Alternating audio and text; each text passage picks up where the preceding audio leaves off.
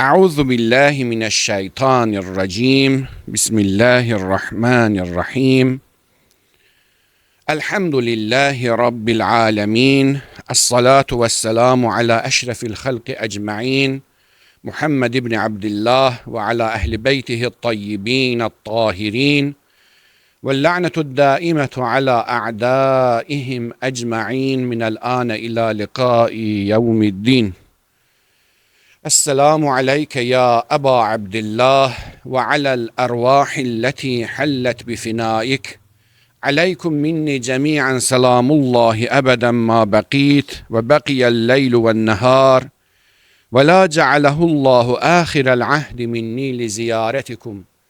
Esselamu alel Hüseyin ve ala Ali ibnil Hüseyin ve ala evladil Hüseyin ve ala ashabil Hüseyin cemi'an ve rahmetullahi ve berekatuh. İmam Hüseyin aleyhisselamın pak ve mütehhər ruhunun salavatından yad eləyək. Allahümme salli ala Muhammed ve ali Muhammed. İnşallah bugünkü söhbətimiz bu sual ətrafında olacaq ki, ola bilsin bəlkə də silsiləvi olsun. Sualı bu cür qoyuruq. Sual bundan ibarətdir ki, İmam Hüseyin aleyhisselam Kərbəlada qiyam etməsəydi, əgər Kərbəla vaqiəsi baş tutmasaydı, İmam əleyhissalam özün, balaların, əzizlərin, qardaşların, qardaşı balaların qurban verməsəydi, nə olardı? Yəni, başqa sözlə desək, dövrün zalim hökuməti olan Tağut Yezidlə iş birliyinə getsəydi, onun istəklərinə təslim olsaydı və onun istədiyi beyəti ona təqdim eləsəydi, onda İslam ümmətin nə gözləyirdi, nə olacaqdı? Niyə görə İmam əleyhissalam 6 aylıq körpəsindən tutmuş, hər şeyin, malın, dövlətin, qızın, gəlinin, oğlun, qardaşı oğlun, hamısını qurban verdi qardaşların bu yolda. Nə olardı? Əgər İmam əleyhissalam onlarla razılığa getsəydi, onların istədiyi beyəti versəydi, Yezidə beyət eləsəydi, nə olardı? Əsl sualımız bundan ibarətdir. Amma bugünkü söhbətimizdə bu sualın cavabı üçün istəyirəm bir müqəddimə olsun. Müqəddimə ünvanındakı bir balaca Bəni Ümeyyə hökumətinin, yəni Muaviyyə və Yezid hökumətinin əleyhimə lə'inullah iç üzünə bir balaca nəzər salaq ki, bunlar nə gün deyildilər, nə inirdilər, nə oyun çıxardırdılar. Əllamə Məclisi rivayəti bu cür nəql eləyir ki, buradan bu rivayətlə başlayaq, yavaş-yavaş gedək qabağa. Yəqin ki, bu dediyim kimi bu silsilə var bir söhbət olacaq. Yəni 30 dəqiqə, 35 dəqiqə qutarılası bir şey deyil. Qaləs seyyidu fələmmə əsbəhəl Hüseyin aleyhisselam xərəcə min mənzilihi yəstəmi'ul əxbar fələqiyyəhu Mərvanu ibnul Həkəm. Buyurur ki, İmam aleyhisselam evindən çıxdı, artıq demək olar ki, Yezidin beyət xəbəri gəlib çatıbdır İmam əleyhissalama ki, təxminən bilir ondan beyət tələb eləyəcəklər. Evdən çıxdı, küçədə Mərvan ibni Həkəm ilə qarşılaşdı. Allah lənət eləsin Mərvana da, onun atasına da. Vəzəğu ibnu Vəzəğ. Bildiyimiz kimi, Peyğəmbərin əxlaqına Qur'an-ı Kərim buyurur ki, İnnəkə lə'lə xuluqin azim. Həqiqətən sən bütün gözəl əxlaqların fövqündəsən. Yəni, bütün əxlaqları yıxsa, ya Rəsulallah, sənin əxlaqın yenə də hamısının üstündə olacaq. Belə bir insan kimisə təhqir eləyər, deməli, həmən şəxs təhqirdən də aşağıymış, necə ki, Quran deyir, Ulaikə kəl-ənam bəlhum əddal, onlar heyvanlar, heyvandan da aşağıdılar. Həmən o heyvandan aşağı olanlardan bir də həmən bu kimidir, Vəzəq oğlu Vəzəq, bu Mərvan ibn Həkəm idi. Allahın lənəti olsun özünə də, atasına da. Var rivayətlərimizdə ki, İmam Baqir əleyhissalamdan da səhv eləmirsə, Həzrət buyurur, gətirdilər, Mərvan lənətullahi əleyh doğulmuşdu, gətirdilər Peyğəmbərin yanına ki, uşağı dua eləsin. İmam əleyhissalam buyurur ki, gətirdilər Peyğəmbərin yanına dua eləsin. Peyğəmbər buyurur ki, çıxardın rədd eləyən yanına Vəzəq oğlu Vəzəqi. Çünki İmam Peyğəmbər hər şeyin həqiqətinə baxır, nəinki zahirinə baxır. Bilirdi ki, bu necə şərəfsiz, necə alçaqdır. Nəysə, həmən bu Vəzəq oğlu Vəzəq İmam Hüseyin əleyhissalamın qabağını kəsir. Fəqalə ləhu ya Əba Abdillah, buyurur ki, ya Əba Abdillah, inni ləkə nasih fəati'ni. Mən sənin xeyri istəyirəm, mənim sözlərimə qulaq as və mənə itaət elə. Gör, dünya nə yerə qalıbdır ki, Mərvan ibn Həkəm İmam Hüseyn əleyhissalamdan itaət istəyir. Sən mənim dediklərimə tabe ol və itaət elə. Fəati'ni turşəd. Əgər dediyimə baxsan, hidayət olacaqsan. Dağıla dünya, dağıl. Necə ki, Əli əleyhissalam buyurdu, Nəzzələni dəhr, sümmə nəzzələni qilə Aliyyun və Muaviyyə. Həzrət Əmir əleyhissalam buyurdu ki, məni o qədər aşağıladı bu dünya, bu zamanə məni o qədər aşağıladı, axırda gəllər məni Muaviyyə ilə müqayisə elədilər. Əli əleyhissalamı yandırırdı, içi yanırdı Muaviyyə ilə Əli əleyhissalam bir tərəziyə qoyanda. Sən təsəvvürlə ki, qızılla nəcisi bir-birinə müqayisə eləsən, o qızıl üçün ölümdür. Elədir, elədir. Qızılla nəcisi deyəsən bu yaxşıdır ya bu. O qızıl üçün ölümdür, ölümdür. Əli əleyhissalam qızıldan da milyon dəfə yuxarı, Muaviyyə isə nəcisdən də milyon dəfə aşağı. Gəlir görsən Əli haqlı, Muaviyyə. Ona görə Həzrət Əmir əleyhissalam buyurur ki, Nəzzələni dəhr, sümmə nəzzələni qilə Aliyyun və Muaviyyə. Xülasə gör zaman nə yerə gəlibdir ki, Mərvan ibn Həkəm Vəzəq oğlu Vəzəq, Vəzəq yəni kərtənkələ. Kərtənkələ oğlu kərtənkələ gəlir Hüseyin ibn Əliyə, Fatimənin balasına salamullahi aleyhim, deyir, sən mənə itaət elə, hidayət olarsan. İmam əxlaqı ilə cavab verir, buyurur ki, turşəd fi dinikə və dünyak, dinində də dünyada hidayət olarsan. Fəqaləl Hüseyin aleyhisselam, inna lillah və inna ileyhi raciun. Yox, belədir ki, Həzrət buyurdu ki, dedi ki, hidayət olarsan. Fəqaləl Hüseyin əleyhissalam və ma zəkə qul hətta əsmə. Nəyə deyirsən, nəyə itaat eləyim, nə söz və qulaq asım, deyə eşidirəm səni. Fəqalə Mərvan inni amurukə bi beyəti Yəzid. Mən sənə əmr eləyirəm, amurukə ha, şeytan oğlu şeytan, kərtənkələ oğlu kərtənkələ imama deyir ki, sənə əmr eləyirəm ki, Yezidə beyət eləsən. Çünki Mədinənin icra hakimi o dövrdə Vəlid ibn Uqbə idi, Mərvan da onun sağ əli idi. Belə deyə də vitse-prezident idi sanki Mədinədə. Birinci adam idi xəlifənin nümayəndəsindən sonra ikinci adam idi. Yəni birinci adam Vəlid ibn Uqbə idi, ikinci də Mərvan idi. Çünki Mərvan Osmanın dövründə tam səlahiyyət sahibi idi. Osman ki qaynatası idi, qaynatası hakimiyyətdən gedəndən sonra vuruldu, çıxarıldı, biraz sındırıldı. Amma yenə də hələ də qılıncın hələ dalda kəsirdi, qabaqda. Nəysə deyir ki, mən sənə əmr eləyirəm ki, Yezidə itaat eləsin. Amurukə bi beyəti Yezid, əmiril müminin. Allah sizə lənət eləsin. Əmiril müminin özlə. Fəinnəhu xeyrun ləkə fi dinikə və dünyak. Yezidə beyət eləməyin sənin dininə də və dünyana da xeyirlidir. Fəqaləl Hüseyin əleyhissalam inna lillah və inna ileyhi raciun. İmam istirca elədi. Ərəblər müsibət baş verəndə, əzizi öləndə ya qeyri-adi bir müsibət baş verəndə istirca eləyərlər. İnna lillah və inna ileyhi raciun. Hamımız Allah üçünük və hamımız Allahın tərəfinə qayıdacağıq. Sonra buyurdu ki, və aləl İslamissalam iz qəd buliyyətil ümmətu bi ra'in mislə Yezid. Ərəblər iki cür salam verirlər. Bir görüşmə, qarşılaşma salamıdır. Gəlir məclisə girdiyə bir nəfər qarşılaşır, deyir, əssəlamu aleykum. Bir dəfə də vidalaşma salamıdır, məclisdən çıxıb gedəndə. İmam əleyhissalam burada vidalaşma salamından deyir. Bizdə deyirlər, məsələn, əlvida, ya biraz məsələn deyək, qeyri-mədəni məsələn, bay-bay, sağlıqla qal. Ərəblər onun da yerinə işlədirlər, səlam, səlamun aleykum deyib çıxırlar, gedirlər. İmamın buradakı o salam o ikinci salamlandır, yəni əlvida salamından. Həzrət buyurur ki, ələl-İslamissalam. İslam'a gərək əlvida salamı verilsin, sağ ol, sağlıqla qal deyilsin. İz qəd buliyyətil ümmətu bi ra'in misli Yezid. Əgərsə ümmətin başına Yezid kimi bir dənə şərəfsiz ra olacaq. Ra bir mənası çobandır, bir mənada riayət eləyənin nəzarətçi, nə bilim, rəhbər. Əgər İslam ümmətin bir sürüyə bənzətsə, Yezid kimi bir şəxs onun üstə çoban olacaq, riayət eləyən olacaq, onu idarə eləyən olacaq, onda gərək İslamın bizdə xətiblərlə Fatihəsi verilsin. Yaxşı sözdür, yəni kinayə ilə yaxşı sözdür. Öləndə necə Fatihə verirlər, imam demir Fatihə verilsin, imam deyir salam verilsin, yəni əlvida salamı verilsin.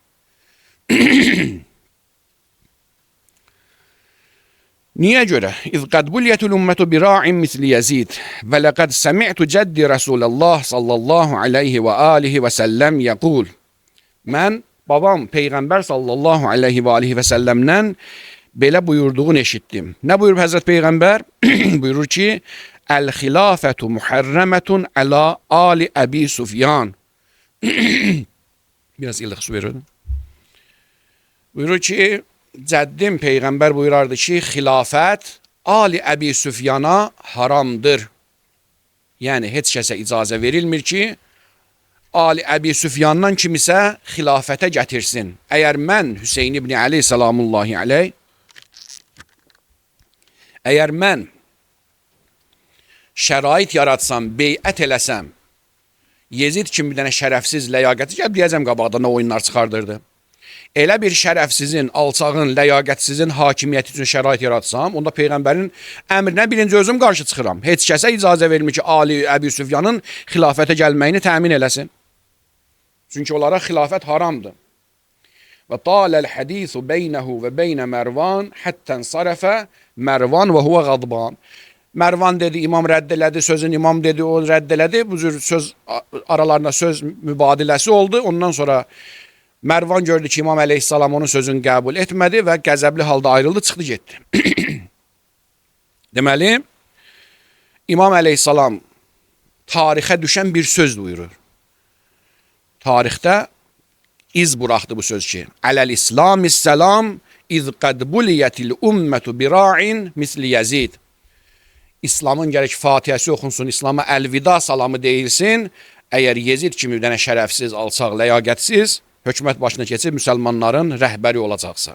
Və İmam əleyhissalam heç vaxt buna razı olmazdı.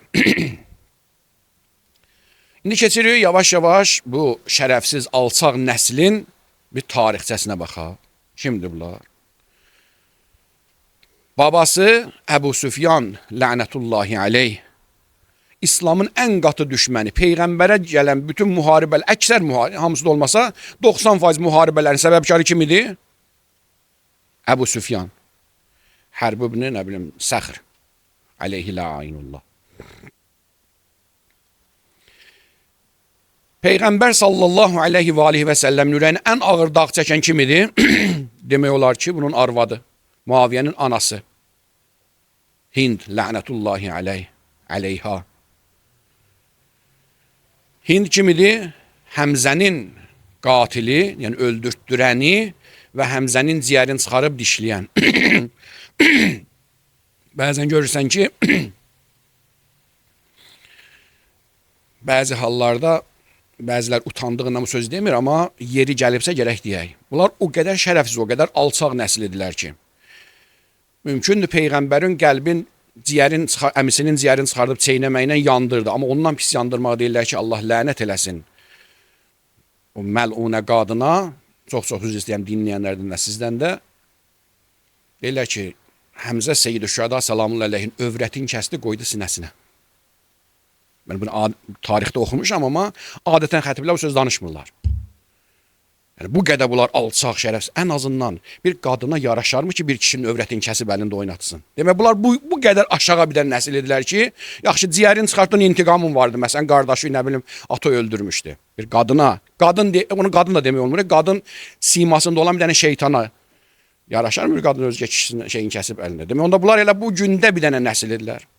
Əbu Süfyan, anası, həmən bu məlunə, Həmzənin qatili və onun ciyərini çıxardıb, övrətini kəsən məlunə. Muaviyyə kimidir?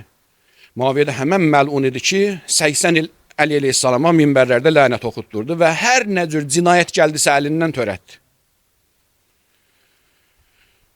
Səmurət ibn Condəb, Muxtarın qaynatası. Muxtarın birinci kinoda hamı tanıyırdı, artıq kinodan, filmdən tanıyırlar. Nariyanın atası, Səmurət ibn Condəb. Səmurət ibn Condəb Peyğəmbərin səhabələrindəndir, qoy deməyəcəkdim, amma gəldi. O, zulumatun ba'duha fawqa ba'd deyirə. Qur'an-ı Kərim danışanda dənizlərdən deyir ki, zülmətlərin biri digərinin üstündədir. Hamısı qaranlıq, çirkin, iyrənc şeylə hamısı üst-üstə tökülüb. Bir-birinə İmam Hüseyin minbərinə ehtiramən demirəm, nəcis tapar, deyir ki, su çuxuru tapar, o eyni şeydir, hamısı bir-birini tapıblar. Həmən Səmurət ibn Condəb Muaviyyənin Bəsrə üzrə icra hakimi idi, valisi idi. Və yaxud da ki, valinin köməkçisi idi. özü deyir ki, bir gecədən həm 40 neçə dənə Quran hafizinin başını kəsdi. Həm nə qədər adam öldürdüm, nə qədər qanlar tökdü Muaviyyənin əmri ilə. Öz sözüdür, mən demirəm, yəni tarixdə gələn sözdür. Səmurə nə deyir? Deyir ki, vallah, ləv əta'tu Rabbi misl ma əta'tu Muaviyyə ma əzzəbəni qat. Əgər Rəbbimə Muaviyyə elədiyim itaati eləsəydim, məni heç vaxt cəhənnəmdə əzab eləməzdi. Yəni nə dedisə, hamısını icra elədim. Bütün cinayətlər ki, törətdim, hamısını Muaviyyə lənətullahi əleyhin istəyi ilə törətdim. Həmən bu Muaviyyə əleyhi lə'ayinullah gəlib qarşıdakı söhbətlərdə geniş bəhsi asacam ki, sual yadımızdan çıxmasın. İmam Hüseyin əleyhissalam onlarla razılığa getsəydi, Yezidin istədiyi beyyəti ona versəydi, onda nələr olacaqdı? Gəlib deyəcəm, elə belə işarəsini eləyəm ki, bir dənə söz deyim, keçirəm ki, mümkündür geniş bir şəkildə qalacaq. Gələcək qabaqda. Muaviyyə Səmurət ibn Condəbə lənətullahi əleyhimə dedi ki, gəl sən denən, Peyğəmbər sahabəsi idi axı. Qoy bu söz qalsın o birisine deyəm, o iğrənc hərəkətlərindən biləsiniz ki, bunlar nə gün deyirlər və İmam Hüseyin nəyə deyirdi İslam'a salam verilsin. Səmurət ibn Condəb həmən şəxsidir ki, Peyğəmbər sallallahu aleyhi və aleyhi və səlləm ona cənnət vədəsi verdi, qəbulləmədi. Görün bu iğrənclik, bu nə bilim, bu məlunluq nə həddə çatıb ki, Peyğəmbər insana cənnət vədəsi verə qəbulləmə. Bu nə qədər alçaqlıqdır da, onu artıq mərkəzin özü düşünsün. Hadisə necə oldu? Səmurət ibn Condəbin kiminsə bağının içində bir dənə xurma ağacı var idi.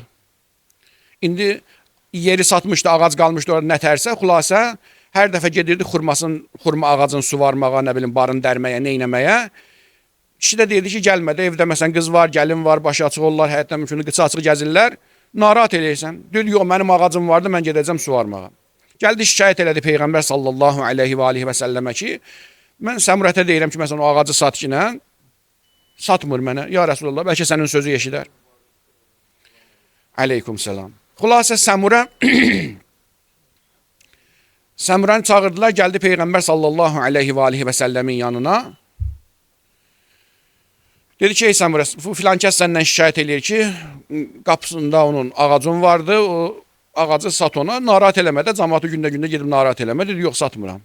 Həzrət buyurdu ki, məsələn, deyək, harada Mədinənin harasına deyirsən, məsələn, 10 dənə əvəzinə qəşəng xurma ağacı verirəm sən, dedi, yox, istəmirəm. Nə bilim, bağ verirəm, istəmirəm. Həzrət buyurdu ki, cənnətdə sənə bütöv bir bağ verirəm, sənə vədə verirəm ki, cənnətdə bütöv bir bağı sənə verirəm ki, o kişini narahat eləmədə ver, qoy, o pulla yapılsız, axır onun əziyyət eləmə, arvadı var, qızı var, gəlini var, həyətdə narahat eləyirsən.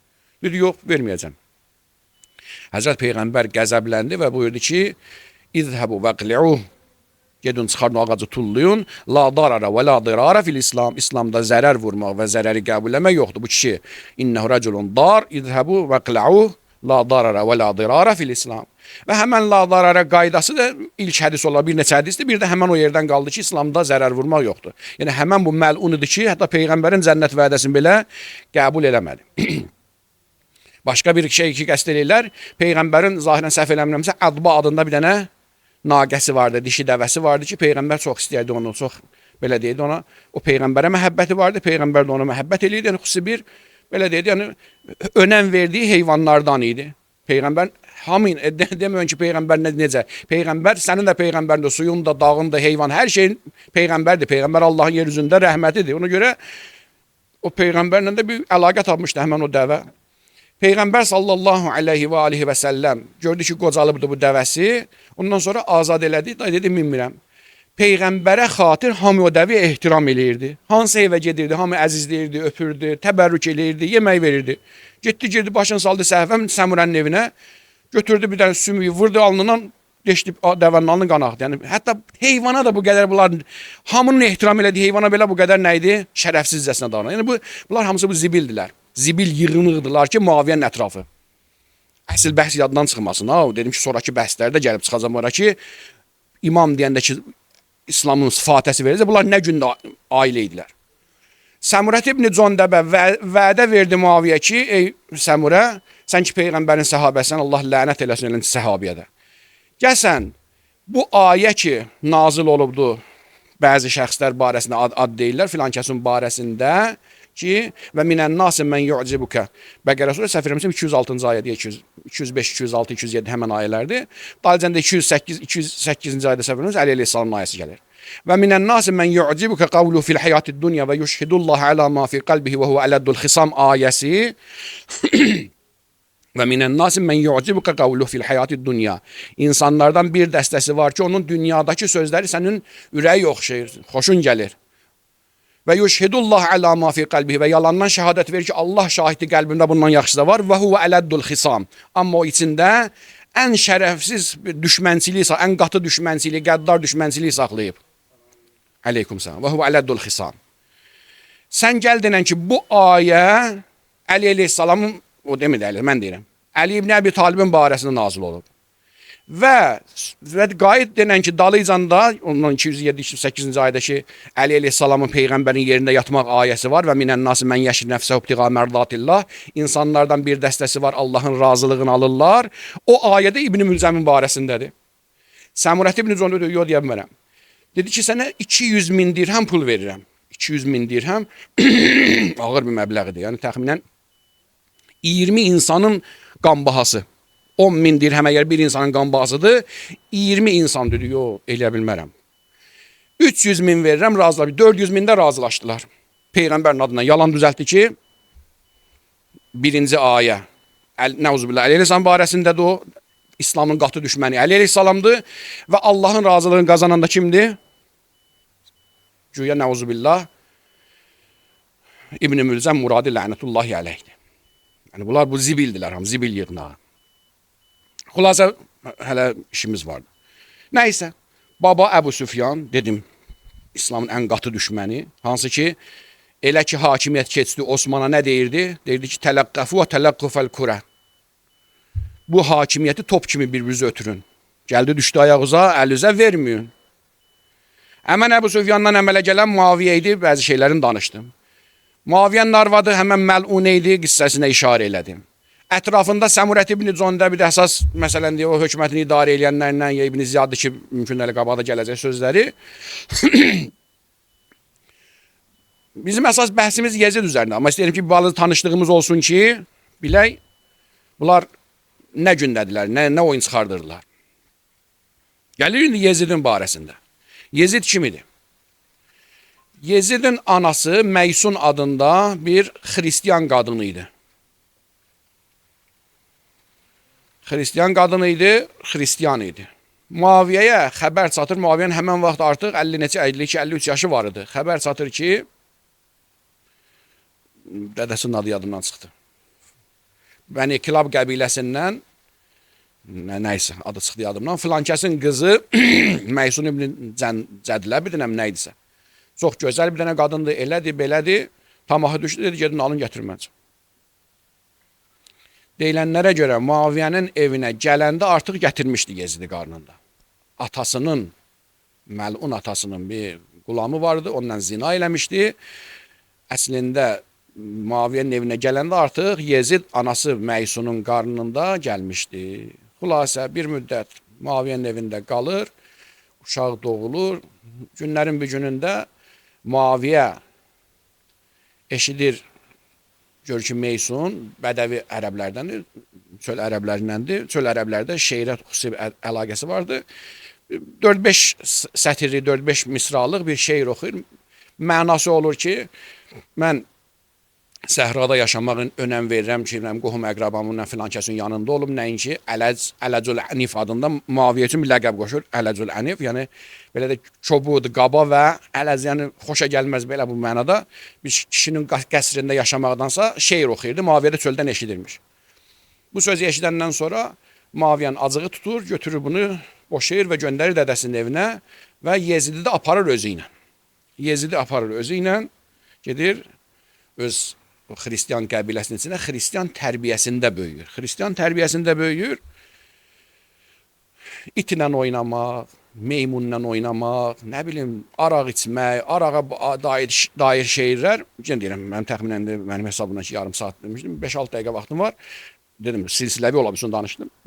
Ona görə də mümkün də elə səhifə geniş şəkildə qabağı da açılacaq ki, bu məlun nəsil nə oyun çıxardırdı və nələr eləyirlər. Xülasə, elə ki, dədəsi, yəni bir neçə yaşa çatandan sonra, 4-5 yaşa çatandan sonra Yezid, Muaviyyənin də oğlu yoxdur axı. Və hamı da bilir ki, yəni Muaviyyəyə nisbət verirlər Yeziddə, deyir, Muaviyyə oğlu Yezid. Və ehtimal olunur ki, qaidətül firaş əsasında nisbət vermişdilər. Nə deməkdir qaidətül firaş? İslamda bir qaydamız vardı. Əl-vələdu lil-firaş və lil-ahiri həcər. Peyğəmbər sallallahu aleyhi və aleyhi və səlləm məşhur rivayətdir ki, sünnişi hamı nəqli və hamısı da qəbul eləyib. Uşaq döşəyindir, yatağındır və fahişə isə daşqalaq olunmalıdır. Ahir yəni fahişə. İstər kişi olsun, istər qadın olsun, pozğun isə daşqalaq olunmalıdır. Mümkündür bu rivayətə əsasən Yezidi nisbət verdilər Muaviyyəyə ki, Muaviyyənin oğlu çıxartdılar. Çünki nədir? Onun yatağında, onun döşəyində doğulmuş deyil, Muaviyyəyə nisbət verirlər. Məsələn deyirlər ki, Muaviyyənin oğlu deyildi, həmən o qul ki vardı, atasının qulu, Meysunun atasının qulu vardı, ondan idi. Xülasə Muaviyyənin ki başqa oğlu yox idi, məcbur qaldı hansısa bir yolla və zahirən onun evində doğulmuşdu, öz oğlu kimi tələb elədi. Tələb elədi və anası da, Meysun da etiraz eləmədi, uşağı götürdü, verdi. Elə ki gəldi atasının xarabasına, sarayına və başladı ki, təsəvvürlər onsuz da pozğun içində böyüyən, biraz da atasının belə deyək, yəni ərköyün uşağı hər nə istədi, qızdan, gəlindən, oğlandan, qızdan, yeməkdən, içməkdən, araqdan artıq Muaviyyə demək olar ki, bütün qapıları açdı. Qapıları açdı, indi oxuyacam, yəni elə sözlər deyəcəm ki, adam doğrudan baxırsan ki, yəni doğrudan bir nəfər bu cür iyrənc hərəkətləri ilə ləyaqəti varmı ki, Peyğəmbərin kürsüsünü iddia eləsin ki, mən müsəlmanlara xəlifəyəm? Xülasə elə ki, Muaviyyə görbagör oldu, neçə nəfər üçün məktub yazmışdı ki, bunlar beyət eləməlidirlər. Biri də ki, İmam Hüseyin əleyhissalamdır. Biri Əbu Bəkirin oğlu Muhammed Abdullah idi, biri Yezidin oğlu Ömər idi, biri Zübeyrin oğlu Abdullah idi, bir də ki, Əli əleyhissalamın oğlu İmam Hüseyin əleyhissalam ki, bu 4 nəfərdən beyət alınmalı idi. Xülasə, bunlar üçün əsas, yəni belə deyək, həmən dövrdə ikisi xəlifə oğlanları idi, 2 nəfər, yəni Əbu Bəkirin oğlu, Ömərin oğlanlar üçün onların hakimiyyəti qəbul etməsi, Yezidin hakimiyyətini qəbul etməsi və Yezidə beyət eləməsi Yezidin hakimiyyətinə sünni dünya üçün böyük bir dənə nə idi? Avantajıdır, bir dənə şərait yaradırdı, bir dənə imtiyazıdır ki, dərhal deyəcəklər ki, məsələn, biz ki, Əbu Bəkiri, Öməri özümüzə ağa bilmişdik, xəlifə bilmişdik, onların nəzərində düz Peyğəmbər xəlifəsi görürdülər, onların oğlanları beyət elədirsə, artıq nədir? Demək, onda düz imiş, Yezidin hakimiyyət düz imiş. Bu 2 nəfər üçün sanki ehtiyacı var idi sünni dünyasını əldə eləmək üçün. Şiə dünyasını əldə eləmək üçün kimə ehtiyacı vardı? İmam Hüseyin əleyhissalama. Bir dənə də müxalif vardı, o kim Zübeyrin oğlu idi. Gör, necə, proqram necə çəkilir? Muaviyyə şeytandır, təmiz şeytanıdır. Bilirdi ki, bu 4 nəfər əgər beyət eləsə Yezidə, ikisi xəlifə oğlanları idi, biri, daha doğrusu 3-ü xəlifə oldu, biri Əli əleyhissalamın oğlu, yəni qabaqçı xəlifələrin 3-ünün oğlu, bir də ki, Zübeyir ibn Əvvamdakı, yəni İslam tarixində özünə görə ad qoymuş bir şəxsdir. İndi mənfi qəhrəman olsa, yəni balaca bir şəxsiyyət deyildi. Zübeyrin də oğlunu bilirdilər ki, Əli əleyhissalamın müharibəsinin səbəb kim idi? Abdullah ibn Zübeyir idi, elə belə bir adam deyildi. Hansı ki, sonradan da Yezidin müqabilində xilafət iddiası elədi və Muxtarın kinosunda geniş şəkildə görmüsünüz. Ona görə bu 4 nəfərdən beyət alınmalıydı. Yazdılar, göndərdilər və mən istəmirəm beyət məsələsini dəfələrlə xətiblərdən eşitmişsiniz və danışıblar. Mənim hissəni yönəltmək istədiyim başqa bir şeydir. Yəni, Bəni Üməyyənin cinayətləri və Bəni Üməyyənin iyrənc hərəkətləri. Nəysə, İmam Hüseyin əleyhissalamla beyət istədi və hədisi də əvvəlcədən oxudum. İmam Hüseyin əleyhissalam qəbul eləmədi. Mərvanla həmən məclisdə nələr oldu? Sonraki bayaq oxuduğum hədisdə. Əl-mühim. Xülasə iş o yerə gəldi ki, bunlar hicrətin 1-ci ilində, Yezid hakimiyyətinin 1-ci ilində tarixin ən böyük cinayəti olan Kərbəla vaqiəsini törətdi. Kərbəla vaqiəsindən sonra 2-ci ildə ən dəhşətli cinayət olan Hərrə hadisəsini, Vaqiət-ül Hərrə deyirlər. Vaqiət-ül Hərrə nə idi, nə təhər idi, hadisə necə başladı, necə qutardı, inşallah saxlayıram gələn söhbətə və o ki, dedim, Muaviyyənin və Yezidin ki, qara deylasın, qara mələffin açacağam ki, açıq aşkar, Abdullah ibn Hanzalənin rivayətindən, sözündən ki, nə oyunlar çıxardır və necə gördü, nə təhər elədi, inşallah sabahki söhbətimiz. Amma bir balaca zikir müsibət eləyək, ondan sonra inşallah minbərdən düşərim. Bu günlər eyni zamanda ki, mənfi qəhrəmanların zikr olunmalı günü və onlardan, belə deyək də, onların o mənfi hərəkətləri nifrət eləyib, onlara oxşamamağımız yerinə düşər. Eyni zamanda da müsbət qəhrəmanları da xatırlayıb, onları özümüzə örnək götürməliyik. Bəzi hallarda, məsələn, deyə biz, tutaq ki, məsələn, Həzrət Qasım əleyhissalamla, Əli Əkbər əleyhissalamla, İmam əleyhissalamla, ya imam balalarla, ya qardaşlarla danışanda dərhal insanın zehninə gələn budur ki, onlar Peyğəmbər ailəsidirlər. Biz istəsək də nəsil nəcabətimiz də fəzilətimiz, bir tükü olmaz, bir dırnağı ola bilməli. Bu vaqidir, həqiqətdir. Yəni, biz kimi ki, Peyğəmbər ailəsinə, Peyğəmbər balalarına yaxın olar. Amma imamın əshabı ki, onlar Peyğəmbər balası, o sənin kimi, mənim kimi adamlardılar. Ona görə də ən azından Kərbəlada o adi insanlar ki varlar, yəni Bəni Haşimdən, Ali Haşimdən deyildilər. Onların həyatı da bizim üçün bir dənə örnəkdir. Ona görə istəyirəm ki, imamın qəhrəmanlarının ikisinin hadisəsinə bir balaca işarə eləyəm, ondan da minbərdən yenəm. Biri Abis ibn Şəbib Şakiri idi. Rıdvanullahi aleyh, selamullahi aleyh. Abis bir kişi idi ki, yaxşı qılınc vuran kişi idi. Şufənin sayılıb seçilən qılınc vuranlarındandır. Tarix yazır ki, dedi, ya Əbu Abdillah, cürbəcür sözlər deyib, onda həmən söz məsələn deyib ki, 1000 dəfə də sənin yolunda öldürürsəm hazıram. Nəysə, imamdan icazə istədi, Həzrət icazə verdi, getdi döyüşə. Deyir ki, döyüşdü, elə şücaətlə döyüşür, qabağına keçəni doğru keçir. Ondan sonra deyir ki, nətər qəzəblənirsə, çıxartdı dəmir zirehləri, atdı mənə, bir nəfər buradan yuxarı, qurşaqdan yuxarı lüt. Düşmənin qılıncı, nizəsi, oxunun qabağında. Deyir, qayıtdı yerdən onu tanıyanlardan ki, Əcunintə ya Abis, Abis, dəli olmusan. Ustadlardan birinə eşitmişəm, özüm tarixdə görməmişəm. Ustadlarımızdan biri Suriyyədə deyir ki, Abis qışqırdı, deyir ki, əma fikum rəcul, bir kişi yoxdur çıxsın qabağıma. Hamısı qorxusan, deyir ki, o heyvandan qorxan sürü ki, qaçar canavardan, o cür qaçırlar Abisin qabağında. Gördü ki, qaçırlar qabağında, döyüşə gəlmirlər, çıxartdı, dedi, yaxşı, mənim döyüş paltarından qorxusu, çıxartdım, atdım bu tərəfə. Əma fikum rəcul, kişi yoxdur, rozda çıxsın qabağıma. Kənardan dedilər ki, Əcunintə ya Abis, Abis, dəli olmusan, dedi ki, Əcənnəni hubbul Hüseyin. Hüseynin eşqi məni dəli eləyib. Və döyüşdə şəhid oldu. Əcənnəni hubbul Hüseyin. Hüseynin eşqi mənə dəli. Hüseynə aşıq olandan sonra da bu dünyada artıq ləzzət qalmır. Bu bir imamın döyüş komandirlərindən ya böyüklərdən biri idi. İndi keçək, imamın ən belə deyəydi, yəni bizim adi baxışına baxanda, Allah baxışına yox, Allah'ın çox yuxarıdır. Adi baxışına baxanda xidmətçi evin ən aşağısı sayılırdı. Xadim, süfrə sərir, süfrə aparır, imamın heyvanlarına baxır. Zon, imamın qara qulu. Həzrət Əbu Zər Rıdvanullahi aleyhin qulu idi. Əbu Zər şəhid olandan sonra Rəbəzədə getdi Əli əleyhissalamın evinə və İmam Hüseyin əleyhissalamın xidmətində oldu. Əsli Əbu Zərin qulu idi. İmam əleyhissalam elə ki döyüşçülər göndərdi. Qayıtdı Zona, dedi ki, ey Zon, sən bütün bu neçə illər bizim xidmətimizdə olmuşsan. Bunların səndən iş yoxdur, sən bir dənə xidmətçisən, qaraqulsan, xidmətçisən. Qaraqul mən deyiləm, imam ona qara demir. Sən bir dənə xidmətçimizdin, bütün bu neçə illəri xidmətimizdə Allah səndən razı olsun. Allah səndən köməyin olsun. Bunların səndən işi yoxdur, çıx get, özü ölümə vermə. Zon nə dedi? Dedi, ağa, o rahat günlərdə süfrözün qırağında yaxşı yeməklərlə yedim. Məni adam yerinə qoymurdular. Mən qul olan vaxt nə qədər məsələn deyə Əbu Zərin evinə gəlməmişdim. Məni heyvanlarla axırda yatırdırdılar, tövlədə yatırdırdılar. Mən sizin evdə kəramət gördüm. Məni sizin evdə süfrənin yanında insanlarla oturtdular. Sizin evdə mən insanlığın dəyərini gördüm. Bütün yaxşı vaxtda sənin süfrən yaxşı yeməklərin yeyim. Amma çətin vaxtında sizi atım gedim. La vallah.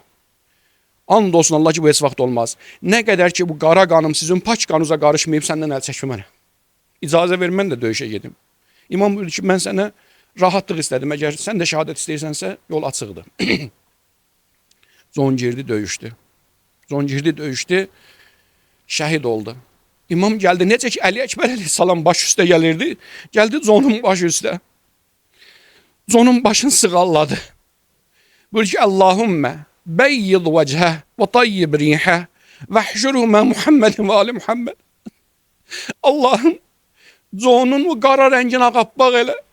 Onun onların bədəninə bir iyi gəl. Onun iyisini gözəlləşdirib onu Muhammed və ali Muhammedlə məhşur elə. Bəzi nəqillərdə də gəlibdir ki, şəhidlərin, meyitlərin yığanda ki, nəşlərin yığanda görülə bir qəribə bir iyi gəlir. Allah bu iyi hardan gəlir? Yavaş-yavaş gəllə görülə ki, imamın duası təhəqqüq tapır. Həmən ətir Conun nəşindən qalxır ki, Həzrət buyurmuşdu. Allahümme tayyib rihə. Allah'ım Conun rihin, onun güzel qoxusun biraz, o qoxusun gözəlləşdir yine. Əla la'netullahi aləl qavmiz zalimin feseya'lemullezine zalemu eyyemun qalabin yenqalibun. İlahi Pərverdigara səni and verir Hüseynin ehtiramına, Hüseynin balalarının ehtiramına, onun əshabının ehtiramına. Hər kəsin nə arzusu, nə istəyi, nə hacəti var, rəva elə. Elhamdülillahi Rabbil alemin. Esselamu aleykum ve rahmetullahi ve berekatuhu.